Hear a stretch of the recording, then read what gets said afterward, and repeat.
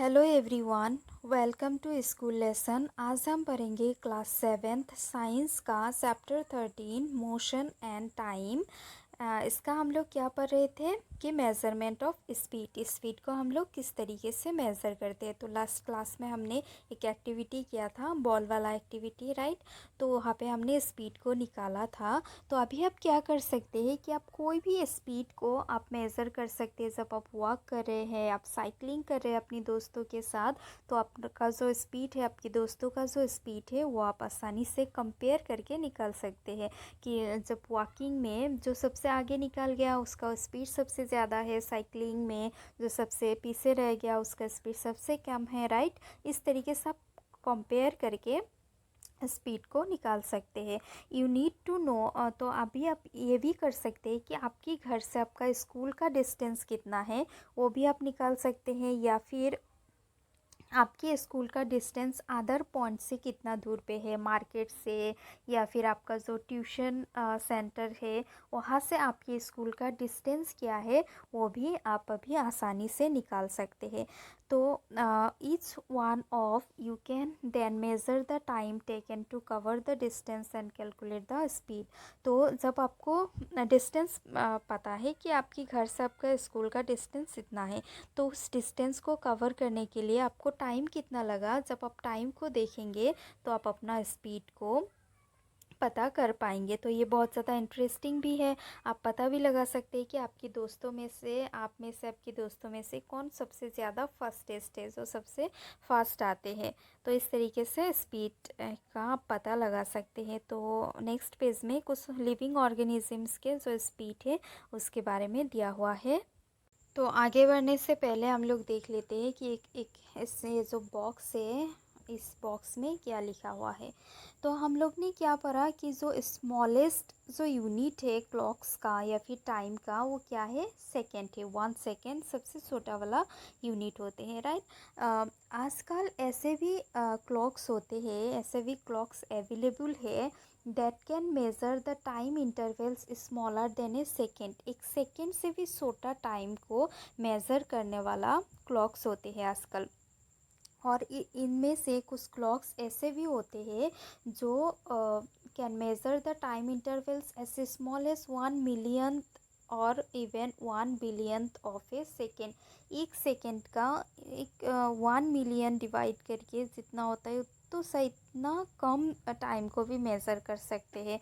या फिर बिलियन, तो उससे भी छोटा इस तरीके की टाइम को मेज़र कर सकते हैं। और आपने ये दो टर्म तो सुना ही होगा, जो माइक्रो सेकेंड और नैनो सेकेंड के बारे में। तो इससे आप समझ लीजिए कि मिलियंथ और बिलियंथ क्या होता है। 1 माइक्रो सेकेंड होता है 1 मिलियन की बराबर, और 1 नैनो सेकेंड होता है 1 बिलियंथ की बराबर। तो ये जो क्लॉक्स होते हैं ना, ये डेली लाइफ में यूज़ नहीं होते हैं, रेगुलर लाइफ में लोग यूज़ नहीं करते हैं। जो साइंटिस्ट होते हैं, जो रिसर्च करते हैं, वो लोग इस क्लॉक्स को यूज़ करते हैं। या फिर जब स्पोर्ट्स होते हैं, इंटरनेशनल स्पोर्ट्स वगैरह, ओलंपिक वगैरह होते हैं ना, तो उस टाइम पे इसको यूज़ किया जाता है टाइम को मेज़र करने के लिए। कभी कभी होता है ना कि 1 सेकेंड से भी 1 सेकेंड का कम डिफरेंस होते हैं दो खिलाड़ी के बीच में, तो उस टाइम पे ये वाला घड़ी यूज़ करके वो देखा जाता है। And the time interval that are 1/10 on 100 of a second. One of the other hand, times of historical events is termed as century. जो historical events होते हैं उसको तो हम लोग सेंचुरी में बताते हैं ना, 1 सेंचुरी, 2 सेंचुरी, 100 सेंचुरी, लेकिन इसको भी मिलीनियम्स में भी बता सकते हैं। द एज ऑफ स्टार्स, जो तारे का जो एज होते हैं, प्लानेट का जो एज होते हैं, उसको बिलियंस ऑफ ईयर्स में बताया जाता है। होते हैं ना, रॉकेट को जब लॉन्च किया जाता है सैटेलाइट में, तो उसका जो स्पीड होते हैं काफ़ी ज़्यादा हाई स्पीड होते हैं। वो 8 किलोमीटर 1 सेकेंड में कवर कर लेते हैं। और जो टॉर्टोइस होते हैं, कछुआ, आपने स्टोरी भी पढ़ा था कछुआ का, तो कछुआ का जो स्पीड है बहुत ज़्यादा कम स्पीड होते हैं। वो 1 सेकेंड में सिर्फ 8 सेंटीमीटर ही कवर कर सकते हैं। आप देख सकते हैं अपने स्केल में 8 सेंटीमीटर बहुत ही छोटा सा एक डिस्टेंस होते हैं, उसको कछुआ जो है 1 सेकेंड में कवर कर सकते हैं। तो इससे आपको पता लग गया कि जो रॉकेट और टॉर्टोइस का जो स्पीड है उसमें कितना ज़्यादा डिफरेंस होते हैं। तो अगर आपको स्पीड के बारे में, कोई भी एक ऑब्जेक्ट का स्पीड के बारे में पता होगा तो आप उस ऑब्जेक्ट का जो डिस्टेंस है और एक गिवन टाइम में उसका डिस्टेंस क्या होगा उसको आप आसानी से पता कर सकते हैं। इसके लिए यहाँ पे एक फॉर्मूला है, distance covered equal to speed into time. कोई भी एक चीज़ का डिस्टेंस आप इस तरीके से निकाल सकते हैं कि स्पीड को टाइम के साथ अगर आप इनटू करेंगे, मल्टीप्लाई करेंगे तो उस ऑब्जेक्ट का डिस्टेंस निकल के आएगा। आप कोई भी एक ऑब्जेक्ट का टाइम भी निकाल सकते हैं। टाइम निकालने के लिए आपको क्या चाहिए होगा, एक given speed, suppose given speed है 10, ठीक है। तो और आपको चाहिए होगा एक given distance, suppose given distance है 50। जब ये दोनों दिया हुआ होगा, मतलब गिवन स्पीड और गिवन डिस्टेंस दिया हुआ होगा, तो आप उससे क्या निकल सकते हो, you can find the time of an object. कोई भी एक ऑब्जेक्ट का टाइम आप निकाल सकते हैं, ठीक है। तो डिस्टेंस निकालने का फॉर्मूला क्या था, स्पीड इनटू टाइम। अभी हम देखते हैं कि टाइम निकालने का फॉर्मूला क्या है। टाइम निकालने का फॉर्मूला है time equal to distance by speed. जैसे कि हम लोग ने डिस्टेंस क्या लिया था 50 किलोमीटर और स्पीड सपोज हमने लिया था 10, तो इसमें क्या हो जाएगा 5। तो ये जो हो गया ये है 5 मिनट हो गया क्या इसका टाइम, ठीक है। तो डिस्टेंस और जो टाइम निकलने का फॉर्मूला है वो हमको यहाँ पे मिल गया। तो आपने बहुत सारे व्हीकल्स में, ऑलमोस्ट सारे व्हीकल्स में मोटर देखा होगा, है ना। एक घड़ी से ऐसा ऐसा 100, उसके बाद 90, 80 ऐसा लिखा हुआ होता है, और घड़ी से ऐसा ऐसा डंडा भी होता है। तो ये जो मीटर्स है, ये मीटर्स आपने हर जगह पे देखा है, जैसे कि कार की डैशबोर्ड में देखा है, बसेस में देखा है और अदर व्हीकल्स में भी देखा है। तो note that one of the meters has kilometer per hour written at one corner, और एक कॉर्नर में लिखा हुआ होते हैं कि ये जो व्हीकल है ये 1 आवर में कितना किलोमीटर हाईएस्ट ये कवर कर सकते हैं, उस बारे में ना एक कॉर्नर में लिखा हुआ होते हैं। और ये जो मीटर आप लोग देखते हो व्हीकल्स में, इस मीटर का नाम है स्पीडोमीटर। तो ये मीटर क्या करते हैं कि जो स्पीड होते हैं ना वो हर आवर में कितना किलोमीटर कवर कर रहा है उस स्पीड को डायरेक्टली रिकॉर्ड करते हैं। और आपने देखा होगा बाइक्स वगैरह में 2 मीटर होते हैं, एक बड़ा मीटर एक छोटा मीटर।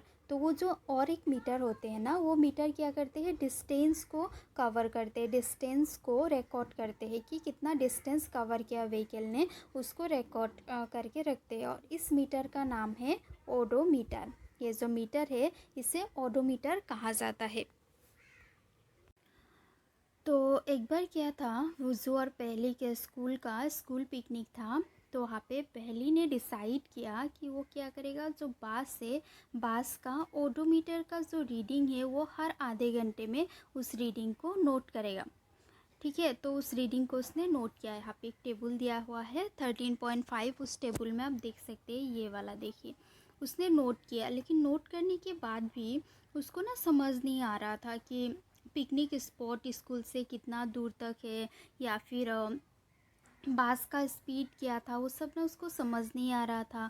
तो पूजू और पहली ने क्या किया, अपनी टीचर के पास चले गए और इस सवाल को पूछा। तो टीचर ने क्या बोला कि ये जो प्रॉब्लम है इसको सॉल्व करने के लिए एक सॉल्यूशन है, वो है कि distance graph meter, sorry distance time graph. जो ग्राफ होते हैं ना, आप लोग मैथ्स में जो ग्राफ ड्रॉ करते हैं इस तरीके का, तो उस तरीके का एक ग्राफ का नाम बोला, जिसका नाम है distance time graph. Let us find out how such a graph is plotted. तो अभी हम लोग देखेंगे कि ये जो ग्राफ होते हैं ना, इसे प्लॉट कैसे किया जाता है। ये देखिए यहाँ पे एक ग्राफ दिया हुआ है, ये दिया हुआ है bar graph showing runs scored by A team in each over. तो ये जो क्रिकेट टीम वगैरह होते हैं ना, उसमें जो एक ओवर्स में कितना रन किया है उस हिसाब से इस ग्राफ को बनाया गया है। अभी देखिए इधर वाले जो रेखा है, इधर वाले जो मार्क है, इसे क्या कहा जाता है, इसे कहते हैं एक्स एक्सिस। आपने मैथ्स में पढ़ा होगा। और इधर वाला जो होता है खड़ा होता है ना, उसे वाई कहा जाता है। अभी एक्स एक्सिस में ओवर्स के बारे में हम लोग लिखेंगे, ओवर्स देखेंगे कितना है वो काउंट करेंगे। और वाई एक्सिस में हम लोग देखेंगे रन्स कितना है। अभी देखिए एक खिलाड़ी ने क्या किया, एक ओवर ये है एक ओवर में रन कितना किया, 1 ही किया। ठीक है, तो इसका ओवर कितना था, 1 था, रन भी 1 था, तो ये हो गया। उसके बाद दो रन में उसने क्या किया, 2 ओवर में उसने 5 रन किया। तो ये कहाँ चला जाएगा, ये 5 है ना, तो ये हो गया, ये 5 रन में चला गया। आप समझ रहे हैं ना क्या है कि ये है एक्स एक्सिस, ये है वाई एक्सिस। सपोज एक खिलाड़ी ने 1 ओवर में रन कितना किया, इधर हमारा ऐसे मार्क होता है 1 2 3 4 इस तरीके से। तो एक ओवर में उसने 1 रन किया, तो आप इसको यहाँ तक ऐसे करके लिखेंगे।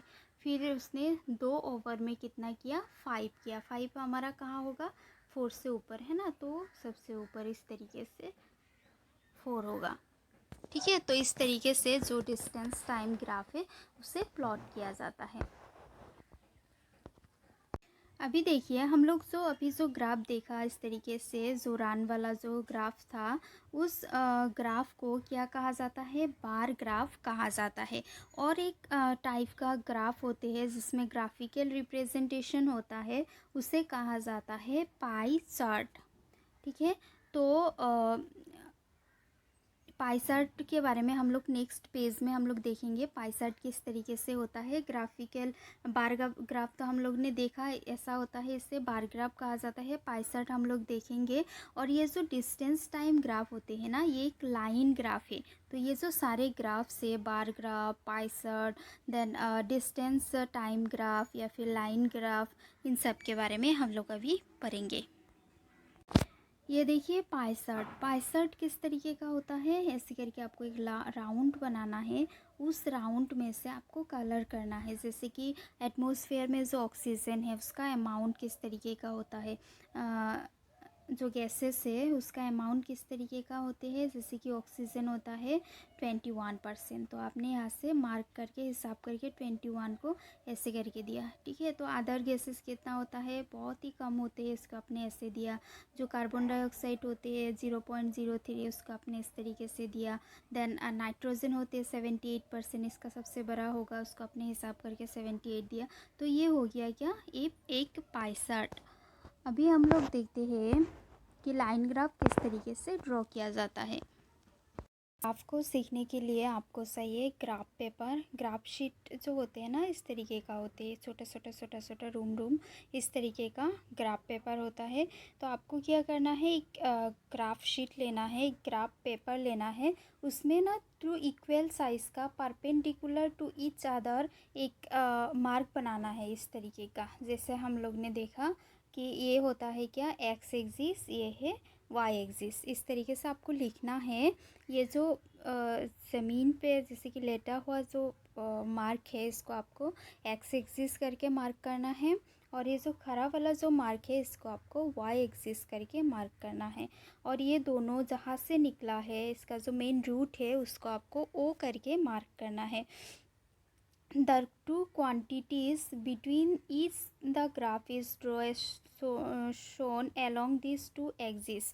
तो जब आप लोग ग्राफ ड्रॉ करते हैं, तो ये जो पेपर हम लोग ने देखा इस तरीके का रूम वाला जो ग्राफ देखा, इस रूम को ना इस तरीके से कुछ हिसाब कर लिया जाता है। जैसे कि 4 रूम इक्वल टू 1 मिनट, इस तरीके से जो है हिसाब करके लिया जाता है। या फिर अगर नंबर बड़ा हो तो फिर जैसा है वैसे ही एक रूम को 1 करके ही मार्क किया जाता है। तो यहाँ पे हम लोग सिर्फ पॉजिटिव वैल्यूज़ के बारे में पढ़ेंगे। यहाँ पे जो ग्राफ होते हैं उसमें पॉजिटिव और नेगेटिव दोनों वैल्यूज़ होते हैं, लेकिन हम लोग सिर्फ पॉजिटिव वैल्यूज़ के बारे में पढ़ेंगे। Therefore we shall use only the shaded part of the graph. तो हम लोग ग्राफ का जो शेडेड पार्ट है वो यूज़ करेंगे। तो ये क्या है, ये जो बुजो और पहली ने कुछ कार का जो रिकॉर्ड्स है उसको लिख के रखा है। इसके ज़रिए आप लोग ग्राफ को ड्रॉ कर सकते हैं। तो ग्राफ किस तरीके से ड्रॉ होता है ये देखिए, ये है एक्स एक्सिस, ये है वाई एक्सिस। तो यहाँ पर है हमारा ओ एक्सिस, ये दो मतलब ये है एज इन एआर और ये है वेट इन केजी। तो वाई एक्सिस में आपको वेट प्लॉट करना है और एक्स एक्सिस में आपको प्लॉट करना है एआर को। ठीक है, तो 2 ईयर्स में वेट कितना हुआ था, वेट हुआ था 10, तो 10 पे यहाँ पे इस तरीके से मार्क करना है। फिर 4 ईयर्स में जो वेट था वो 10 ही था, तो 10 को ही मार्क करना है। 6 ईयर में वो थोड़ा सा ऊपर गया था, वो 20 पे चला गया था। देन 8 में ये क्या हुआ था, 30 हुआ था। तो इस तरीके से आपको मार्क करते जाना है और एक बार जब ख़त्म हो जाए तो आपको पेंसिल से इस मार्क को इस तरीके से जॉइन करते हुए जाना है। तो ये बन गया हमारा लाइन ग्राफ। तो इस तरीके से लाइन ग्राफ बनाया जाता है। ये क्या था, ये था पाई चार्ट, है ना। तो अभी हम लोग देखते हैं कि ये जो ग्राफ बनाने का कुछ रूल्स से, कुछ स्टेप्स है जिसको फॉलो करके आप ग्राफ आसानी से बना सकते हैं। तो ग्राफ बनाने के लिए सबसे पहले आपको क्या करना है, draw 2 perpendicular lines to represent the 2 axis, mark them O X and O Y. आपको सबसे पहले दो लाइन खींच लेना है। इसको आपको करना है ओ एक्स। ओ एक्स का मतलब है ये जो मेन पॉइंट है ओ से एक्स तक, ये हो गया एक्स एक्सिस। फिर ओ से वाई तक, ये हो गया वाई एक्सिस। ये करना है। Then decide the quantity to be shown along the x axis and that to be the along the y axis। तो अभी आपको क्वांटिटी, जिस तरीके से मैंने बोला था कि ये जो छोटा छोटा घर है उसको आपको पकड़ लेना है कि 4 घर इक्वल टू 1 मिनट या फिर 1 किलोमीटर, इस तरीके से आप लेके ड्रॉ कर सकते हैं। Then number 3 point is choose a scale to represent the distance, another to represent the time on the graph। तो आपको एक स्केल लेना है, एक नाप लेना है जिसको एक टाइम के लिए और एक डिस्टेंस के लिए। जिस तरीके से time 1 minute equal to 1 centimetre और distance 1 kilometre equal to 1 centimetre. तो इस तरीके से आपको ले लेना है। Mark the values for the time and the distance on the respective axis according to the scale you have. तो फिर आपको उसको हिसाब करना है कितना कितना हुआ था, हिसाब करके आपको यहाँ पे बिठाना है। जैसे कि यहाँ पे दिया हुआ है टाइम इन मिनट, 1 मिनट में डिस्टेंस 1 सेंटीमीटर, है ना। तो यहाँ पे 1 मिनट में डिस्टेंस कितना कवर किया, 1 सेंटीमीटर। तो आप इसको ऐसे ड्रॉ करेंगे। फिर 2 मिनट में डिस्टेंस कवर किया 2 मीटर, तो ये हो गया ऐसे। अगर 4 मिनट में, 3 मिनट में अगर डिस्टेंस क्या किया, 3 मिनट में डिस्टेंस 4 कर लिया, तो ये हो गया 4। तो ये है ग्राफ बनाने का तरीका। इस तरीके से ग्राफ को बनाए जाते हैं। तो इससे यहाँ पे तो इतना इम्पोर्टेंट कुछ नहीं है, वही है। तो इस ग्राफ में देखिए एक चीज़ बहुत ज़्यादा कांस्टेंट है, वो है कि 1 मिनट में इसने 1 किलोमीटर को कवर किया, फिर 2 मिनट में 2 किलोमीटर को कवर किया, 3 में 3 किलोमीटर को कवर किया। मतलब ये जो कार है जिसका हम लोग रीडिंग्स ले लिया है, वो कार कांस्टेंट डिस्टेंस में चल रहा है। अगर उसने अपना स्पीड को कांस्टेंट स्पीड में चल रहा है, अगर अपना स्पीड को वो चेंज करेगा तो ग्राफ जो है वो कुछ अलग शेप का ही बन जाएगा। The graph can be of other shape. तो ये इस तरीके का नहीं, कुछ अलग टाइप का ही होगा। इस तरीके का हुआ मतलब उसका जो स्पीड है वो कांस्टेंट है। कुछ केसेस में ये जो हम लोग लेते हैं ना स्केल, जैसे कि इतना स्केल, इतना छोटा छोटा घर, मतलब 1 सेंटीमीटर, तो ये कभी कभी ना मुश्किल हो जाते हैं। जिस तरीके से इस ग्राफ में आप देखिए ये जो टाइम दिया हुआ है 8 AM, ये तो ठीक है। फिर ये है 8:30, 9:30, है ना। तो ये जो छोटा छोटा मार्क जो है इसकी वजह से जो ग्राफ से उसमें स्केल लेने में डिफ़िकल्टीज आ जाती है। तो इस प्रोसेस में क्या किया जाता है, 2 टाइप्स के स्केल यूज़ किया जाता है। ये सब इतना इम्पॉर्टेंट नहीं है, आप लोग मैथ्स में सीख ही लेंगे। डिस्टेंस मतलब ग्राफ किस तरीके से ड्रॉ होते हैं, तो एक सिंपल सा आइडिया है वो आप लोगों को मिल चुका है। तो चैप्टर यहाँ पे हमारा कंप्लीट हो गया है, जो कि ये फिज़िक्स का चैप्टर था, इसलिए हम लोग ने ज़्यादा टाइम लिया और थोड़ा थोड़ा करके ये वीडियो बनाया ताकि आप लोगों को समझ में आए। तो अगर वीडियो अच्छा लगा तो लाइक करिएगा, चैनल को सब्सक्राइब करिएगा। Thank you.